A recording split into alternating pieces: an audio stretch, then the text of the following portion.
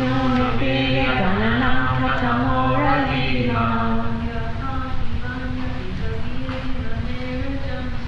Yapartimaya Vikaviri Manita Jansi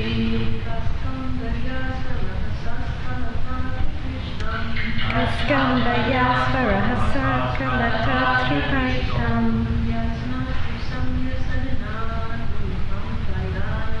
Yasmatri Samya Sadhana Urukampayanam.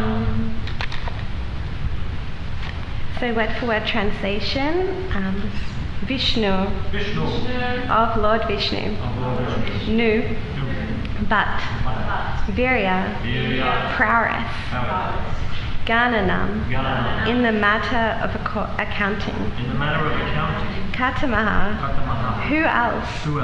Ahati, is able to do it. Iha, in this world. Ya, one who.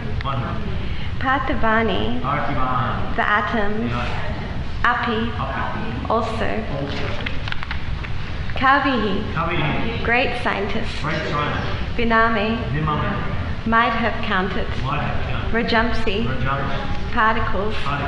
Kaskamba, could catch. Yaha, one who. Swavrahasa, by his own lake. Askalata, without being hampered. Tri Prishtham, the topmost planetary space.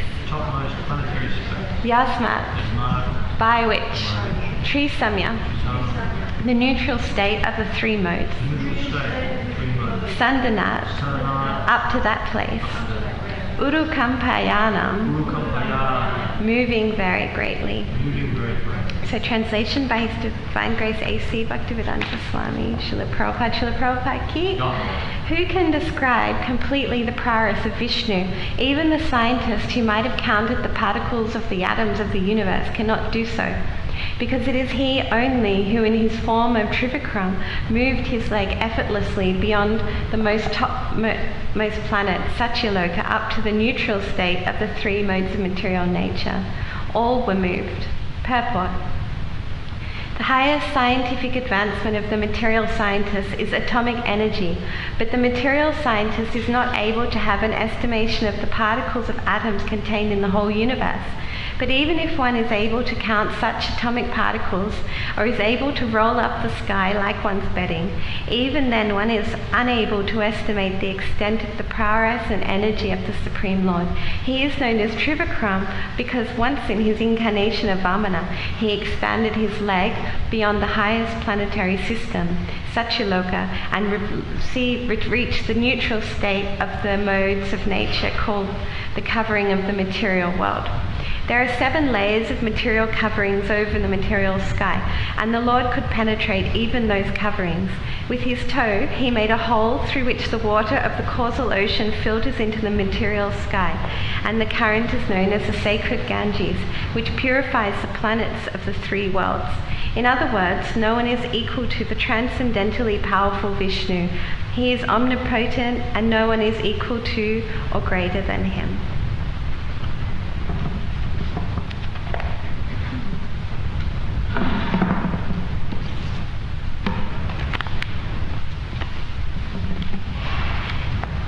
So Hare Krishna everyone. So here Narada Muni continues to glorify Lord Vishnu's incarnations, and we've gone through a few of them. I'll just name a couple of them.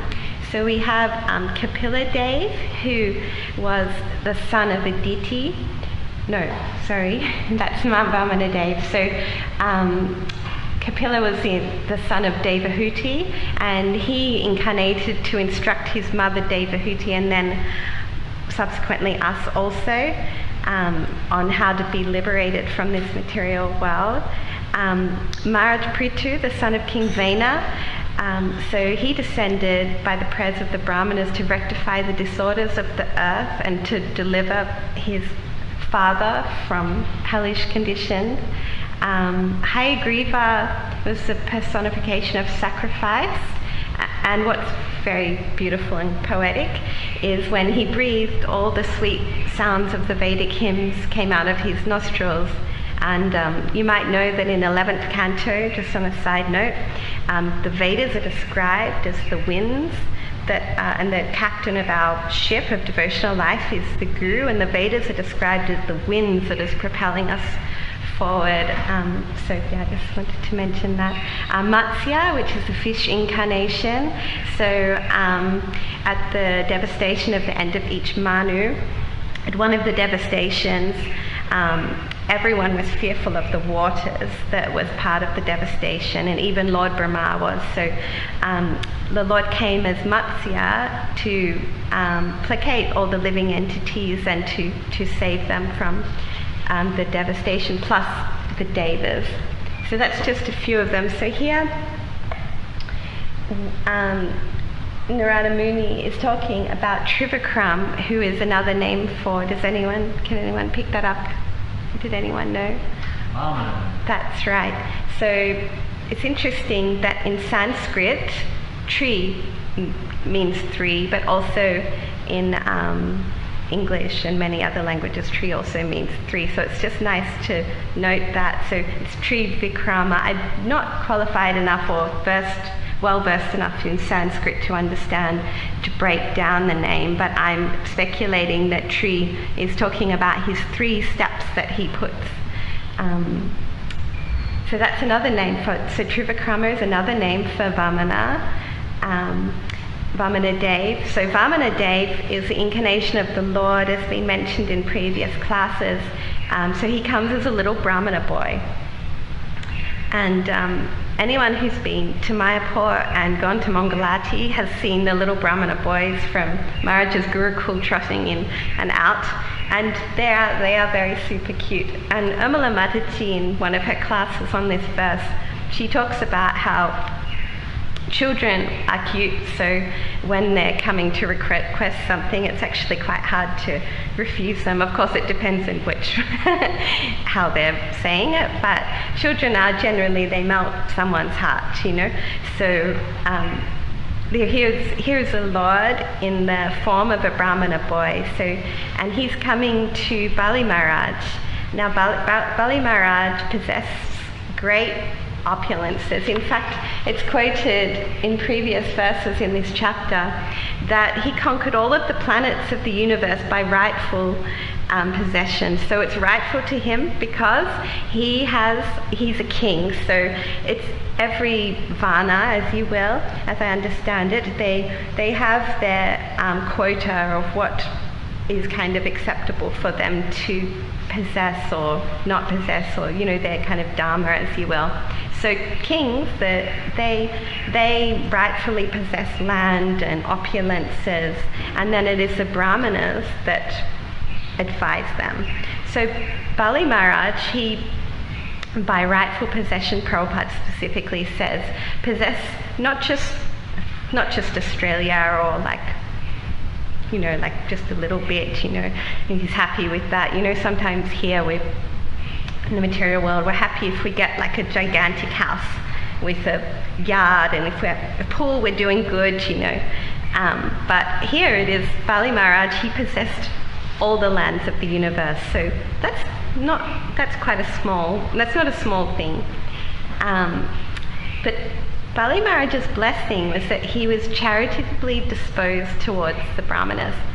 So when Vamana comes, and Vamana is Lord Vishnu, of course, disguised in the form of a small brahmana boy. So Vamana comes, and in this incarnation, he is playing out the Vamana boy, the brahmana boy, just like Lord Damana plays the role of a little boy. He fulfills many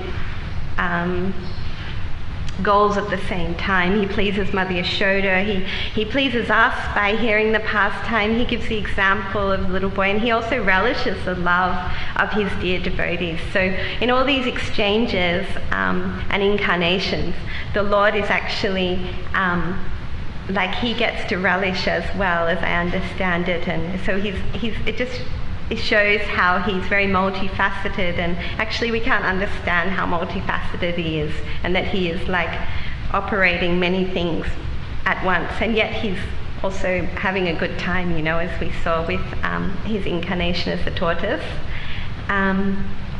So he's, as a Brahmana boy, he's coming to the king and humbly kind of like begging, please, will you give me some land? And he says he will, and he asks for like 3 footsteps of land.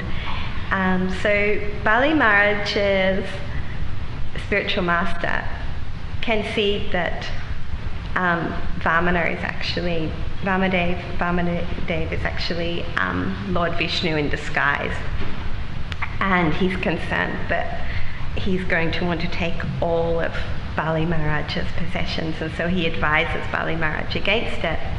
But the Prabhupada notes that the Lord in 2.7.17 the purport, that the Lord could take whatever he wants at any time, He doesn't, the Lord as the proprietor of everything could take from Bali Maharaj all the land he possessed, but he did not do so because Bali Maharaj possessed all those lands by king's right. So to set an example, then Lord Vishnu is not doing that. Even though he could have everything, he doesn't need to accept our worship. He doesn't need us to feed him every day. He doesn't need our arti. He doesn't, need our kirtan, but it's enjoyable to him as I understand it. So Bali Maharaj, despite his spiritual master's instruction, he goes forth with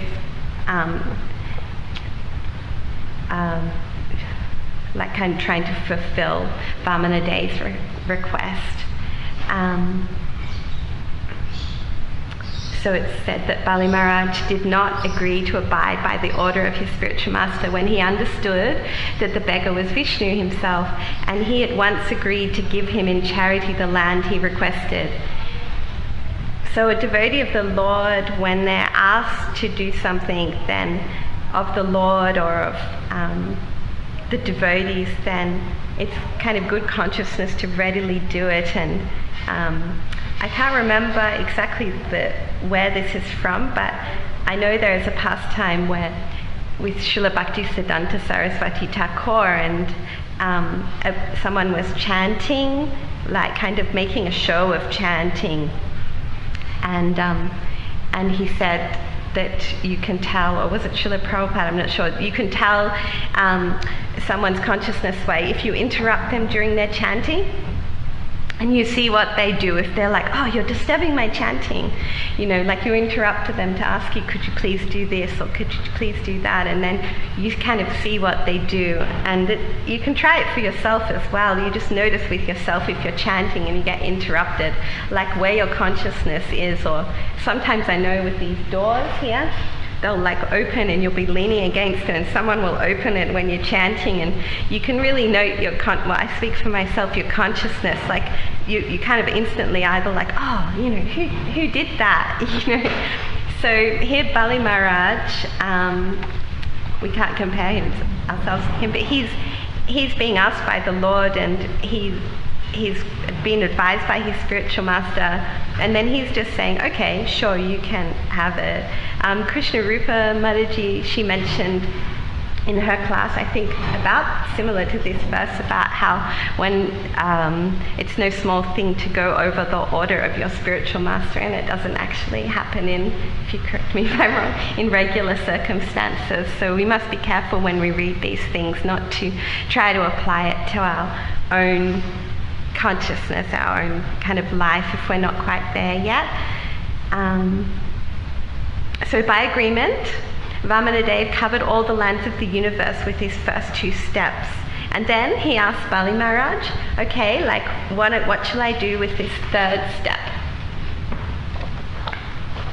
And Bali Maharaj sweetly received the Lord's last step upon his head. So those of you who aren't well familiar with kind of Vaishnava etiquette and philosophy, the feet are very important in Vaishnava philosophy. So it's said that if someone is a great soul, like a great Vaishnava, that the dust from their feet, if you put it on your head, you can be blessed. or even there's the dust of Vrindavan as well that you also put on your head, so you become kind of blessed. Or even there's pastimes when the Lord is, his feet are being bathed, and then that water that comes from being his feet being bathed is actually like holy, so that's also blessed. In Chaitanya Charitamrita, in the pastime about the cleaning of the temple, Gundicha Marjana, there is actually a pastime when there's a devotee who is so eager to receive the Maha water that was going on the feet of Lord Chaitanya, that he's like underneath his feet with his mouth open. So from a material conception, this may sound a little bit strange, or like how is that? But from a spiritual perspective, when you think of a spiritual body, like great souls, their whole body is considered spiritual. That's why we put them in what's called a samadhi, because their whole body is considered spiritual. And then that's worshipped over time. So here, Bali Maharaj is accepting the Lord's foot on his head. So to accept the Lord's foot on your head is actually a very great blessing that you could not imagine. In Vedic etiquette also, in families, it's often a practice in the morning that the children of the household will go to their mother, father, touch their feet, put their hands to their feet and to their head. And it's like, what's this all about? But it's actually a sign that you're offering your obeisances to them, or they will actually offer their obeisances out of respect to their feet. So this is a great blessing for Bali Maharaj. So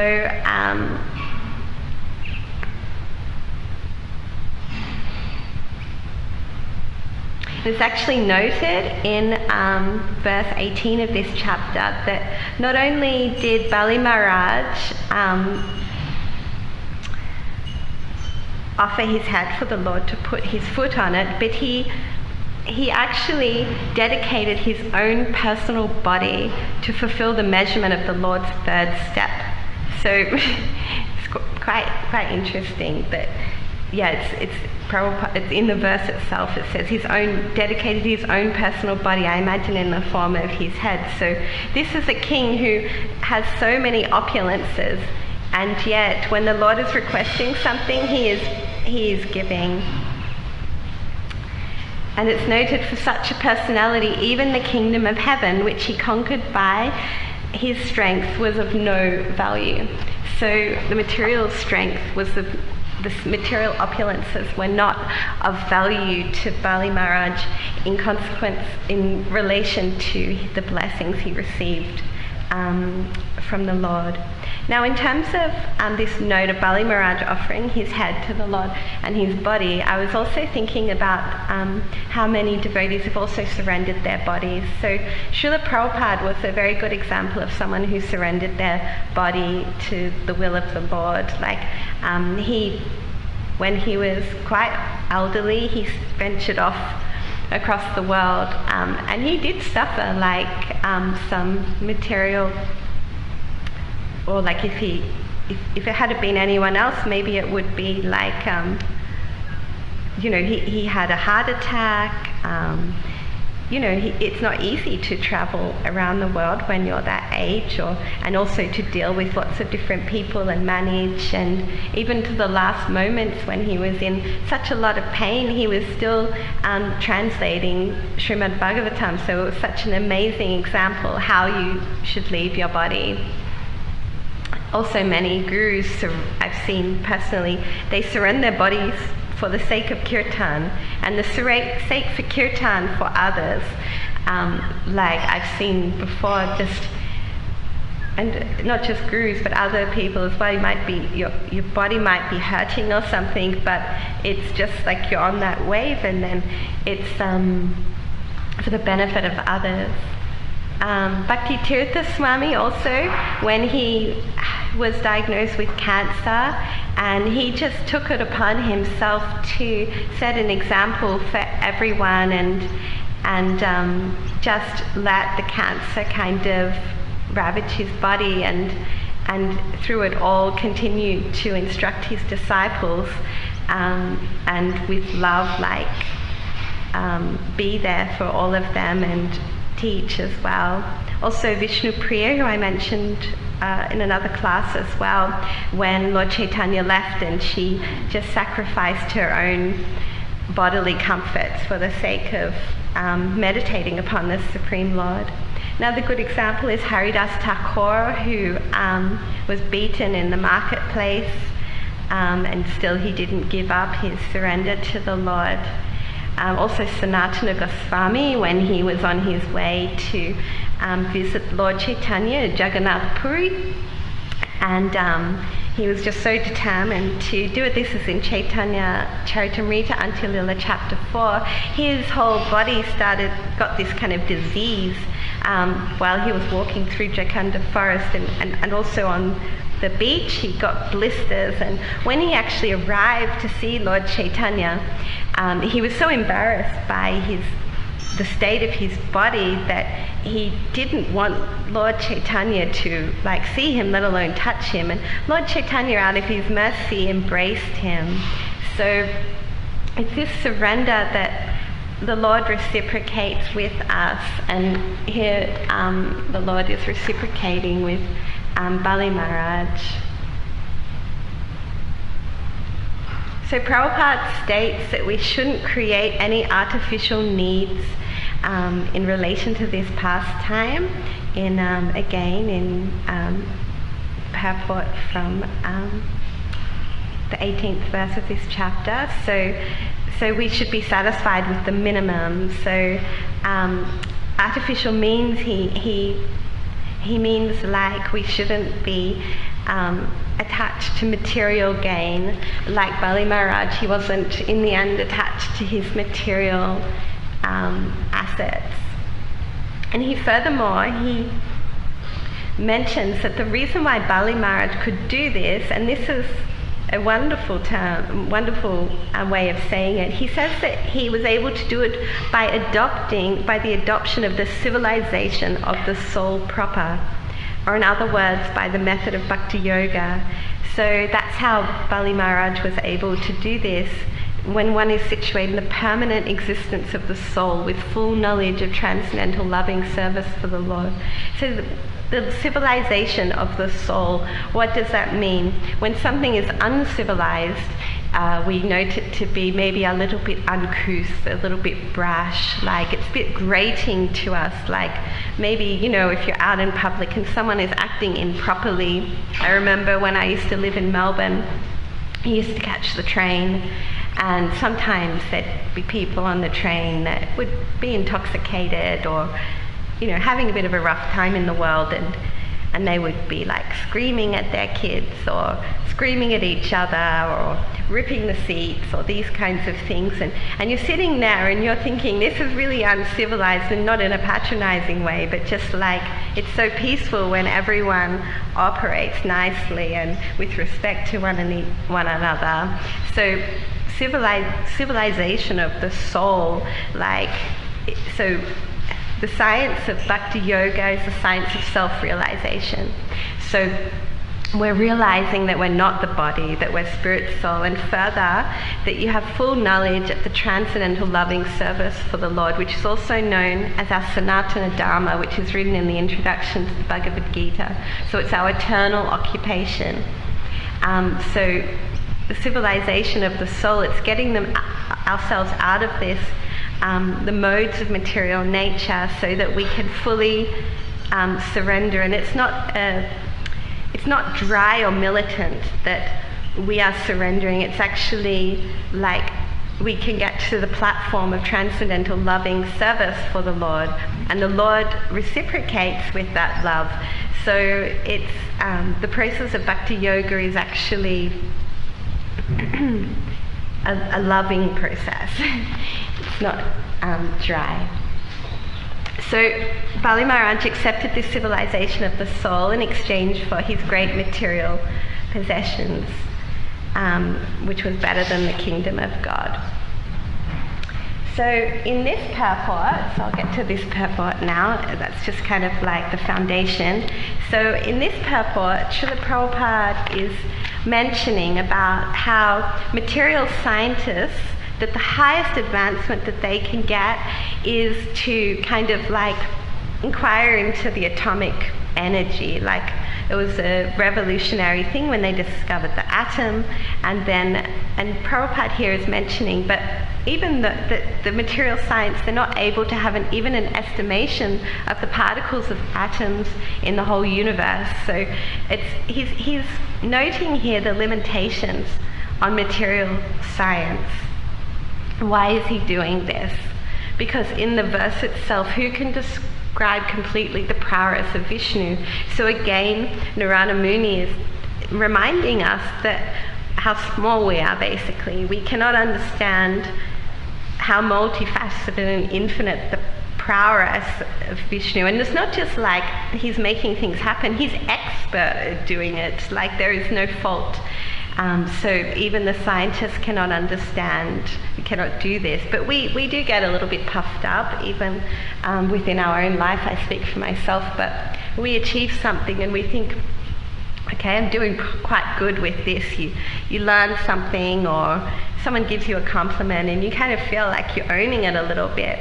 That's where it gets so subtle that you have to think, okay, what's happening here?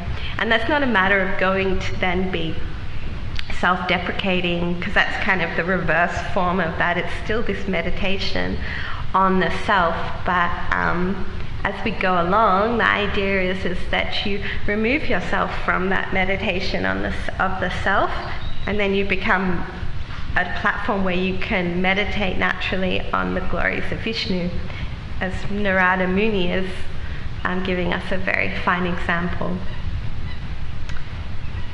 So Srila Prabhupada also uses a lovely example, but even if one is able to count such atomic particles, so even if the scientists could say, there's this many atomic particles in the world, like, okay, we've figured it out, that's what it is, then even then, or is able to roll up the sky like one's betting, then even then one is unable to estimate the extent of the prowess and energy of the Supreme Lord. So whatever we achieve, we have to take humbly that we're not there yet, and we won't ever be, because we cannot, it's that envy, that's what it means with the envy of the Lord, like our envy towards the Lord, because it's so delicate, and so there's so many nuances of it that we can't, even if we achieve some knowledge, we can never understand completely, and that's okay, because Narada Muni, or the likes of Narada Muni, then they turn it into, well, this is glorious, this is actually joyful to hear this. So it would be nice to get to that stage.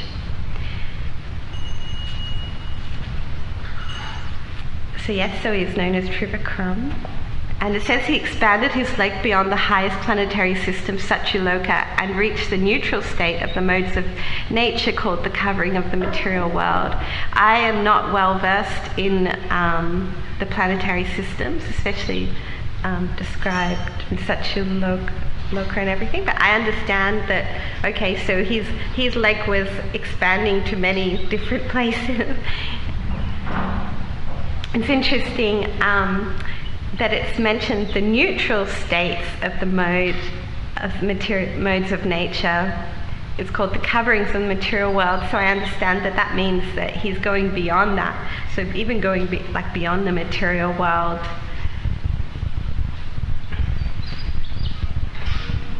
Then it says, with his toe he made a hole through which the water of the causal ocean filters into the material sky, and the current is known as the sacred Ganges, which purifies the planets of the three worlds. So the river Ganges is coming down. That's why when we go to India and we take bath in the Ganges, that we become blessed, because it's basically coming from the spiritual world. Prabhupada, he reiterates that no one is equal to the transcendently powerful Vishnu. He is omnipotent, which means he's present everywhere, and no one is equal to or greater to him. So again, we are just reminded that of our place in the world, really. And it's a good reminder.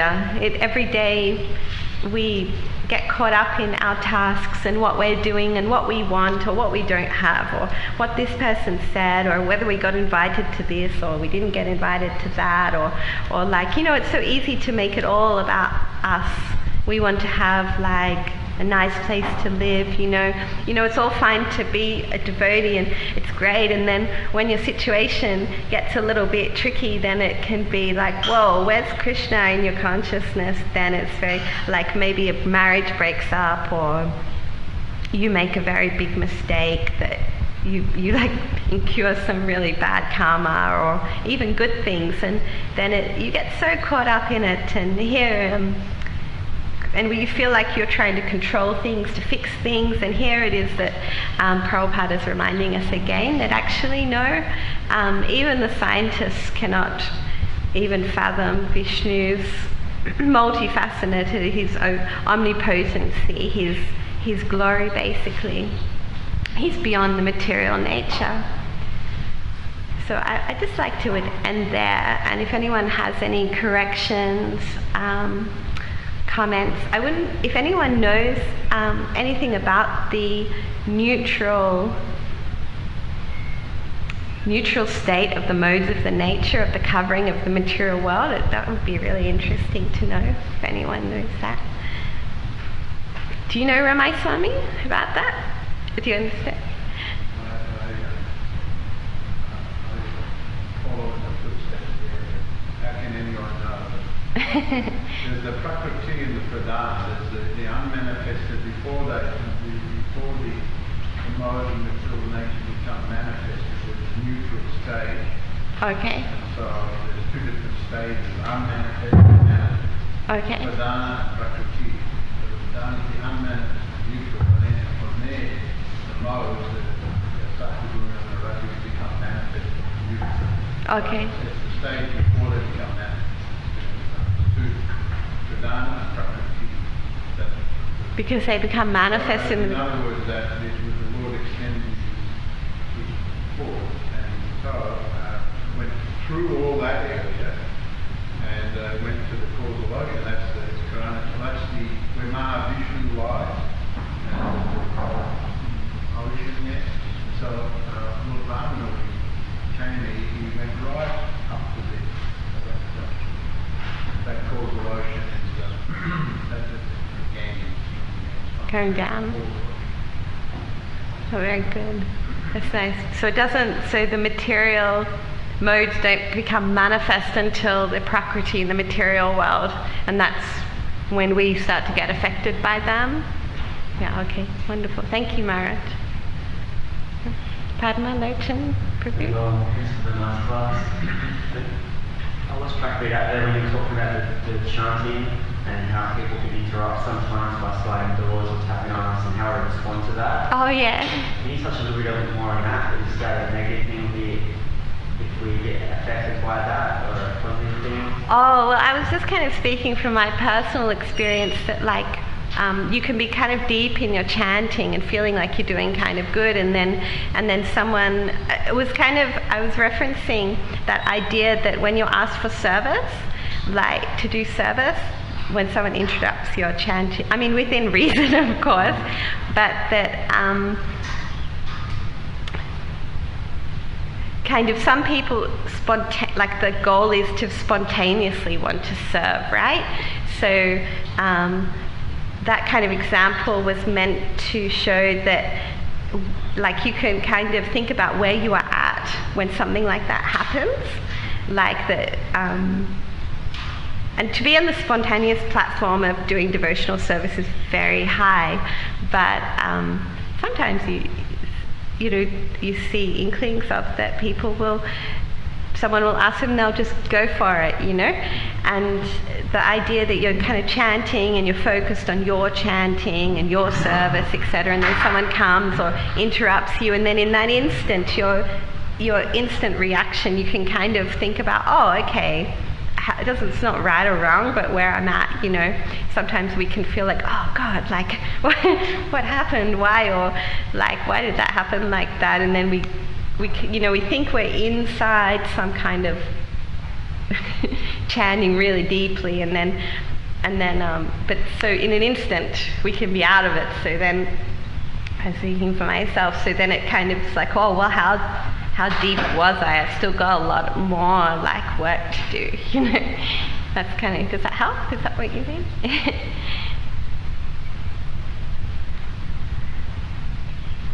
Yes, okay. Jai Shri Prabhupada, Srimad Bhagavatam ki.